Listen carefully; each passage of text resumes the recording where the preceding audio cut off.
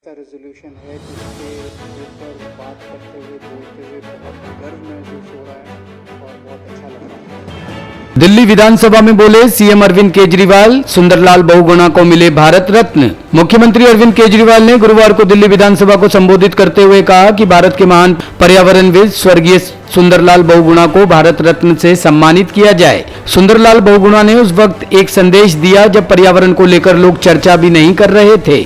वे इतने बड़े visionary leader थे। सिर्फ 13 साल की उम्र में उन्होंने सामाजिक जीवन शुरू कर दिया और बचपन से ही दलितों के छुआछूत के खिलाफ संघर्ष शुरू किया। वे दलितों को मंदिरों में प्रवेश दिलाने के लिए आजीवन संघर्ष करते रहे और नशाबंदी के खिलाफ भी संघर्ष किया। मुख्यमंत्री केजरीवाल ने आगे कहा कि सुंदरलाल बहुगुणा ने आजादी की लड़ाई में बढ़ चढ़कर हिस्सा लिया। इस दौरान उन्होंने अपनी होने वाली पत्नी के सामने शर्त रखी कि आजीवन ग्रामीण इलाके में और आश्रम में रहेंगी तभी शादी करूंगा। चिपको आंदोलन के बारे में सब जानते हैं, उनके पूरे जीवन से प्रेरणा मिलती है। ये पूरे देश में अकेली विधानसभा है जहां उनके चित्र को रखा गया है।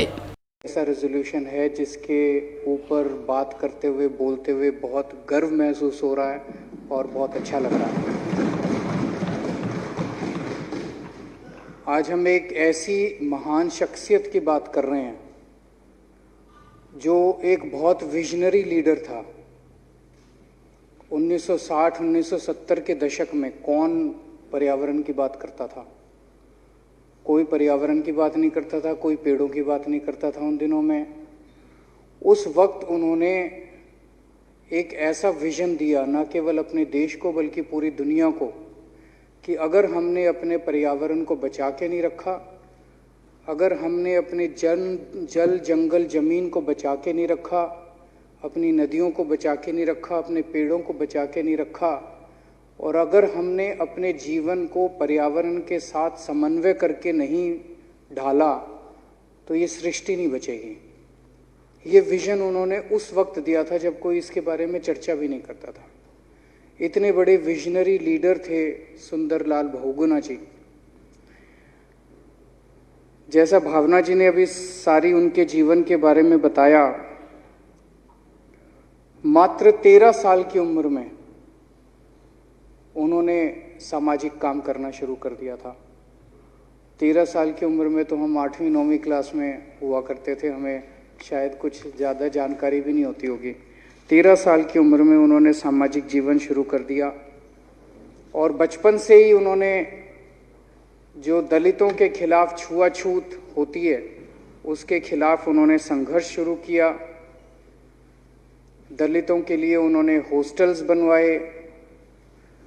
जैसे बाबा साहब अम्बेडकर ने दलितों को मंदिर में प्रवेश दिलवाने के लिए संघर्ष किया था, वैसे ही बहुगुणा जी ने भी दलितों को मंदिर में प्रवेश दिलाने के लिए आजीवन वो संघर्ष करते रहे। नशाबंदी के खिलाफ उन्होंने संघर्ष किया, कई सारी शराब की दुकानें बंद करवाईं, महिलाओं को इसके लिए एकत्रित किया और नशे के खिलाफ समाज के अंदर काफ़ी उन्होंने प्रचार प्रसार किया। आज़ादी की लड़ाई में उन्होंने बढ़ चढ़ के हिस्सा लिया। हमारे जो आज़ादी के दीवाने थे उनके साथ मिलके उन्होंने आज़ादी की लड़ाई लड़ी और गांधीवादी जीवन उन्होंने बिताया। जैसा कि इन्होंने बताया भावना जी ने कि जो शादी उनकी हुई थी, उन्होंने विमला जी के सामने एक शर्त रखी, होने वाली पत्नी के सामने, कि मैं तभी शादी करूंगा अगर आजीवन तुम मेरे साथ ग्रामीण इलाके में रहोगी और आश्रम में रहोगी। हमारे यहाँ तो आजकल के ज़माने में तो होता है कि एक मर्सिडीज देगी अगर तभी शादी करूंगा और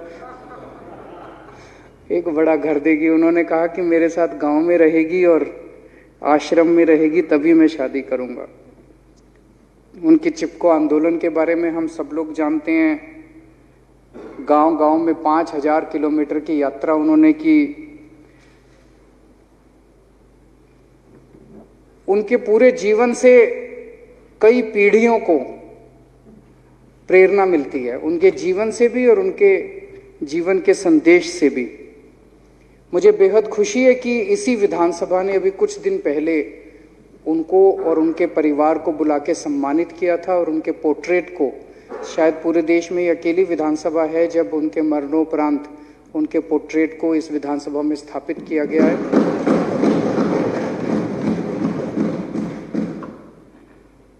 हमने उनके पूरे परिवार को बुला के सम्मानित किया। आज हालांकि दिल्ली विधानसभा ये प्रस्ताव पारित कर रही है, लेकिन मैं समझ सकता हूं कि ये भावना और ये डिमांड पूरे देश की है। आज ये विधानसभा जो प्रस्ताव पारित कर रही है, ये मांग पूरे देश की है और ये चाहत पूरे देश की है कि सुंदरलाल बहुगुणा जी जैसी महान शख्सियत को भारत रत्न से सम्मानित किया जाए। वैसे मैं तो समझता हूं कि भारत रत्न सम्मानित होगा अगर उन्हें भारत रत्न दिया जाता है तो। और हमारे देश में परंपरा ये हो गई है कि किसी के मरणोपरांत हम देते हैं, हमें उनकी याद आती है।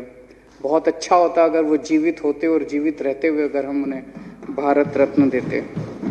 मैंने इस सिलसिले में प्रधानमंत्री जी को भी पत्र लिखा है कि उन्हें भारत रत्न से नवाजा जाए। मुझे बेहद खुशी है कि आज पूरा हाउस, सभी पार्टियां मिलके, चाहे विपक्ष हो पक्ष हो, सभी मिलके एक आवाज में यूनानिमस ये रेजोल्यूशन पास कर रहे हैं। तो मैं पूरी उम्मीद करता हूं कि केंद्र सरकार देश के लोगों की इस भावना के अनुसार उन्हें भारत रत्न जरूर देगी। एक छोटा सा मैं रेजोल्यूशन में चेंज प्रस्तावित कर रहा हूं। इसमें लिखा है for his contribution in the field of environment.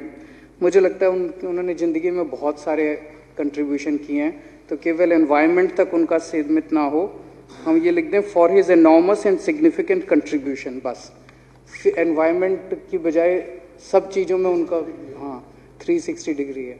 सो मैं इस प्रस्ताव का तहे दिल से समर्थन करता हूं और उम्मीद करता हूं कि उन्हें भारत रत्न जरूर मिलेगा।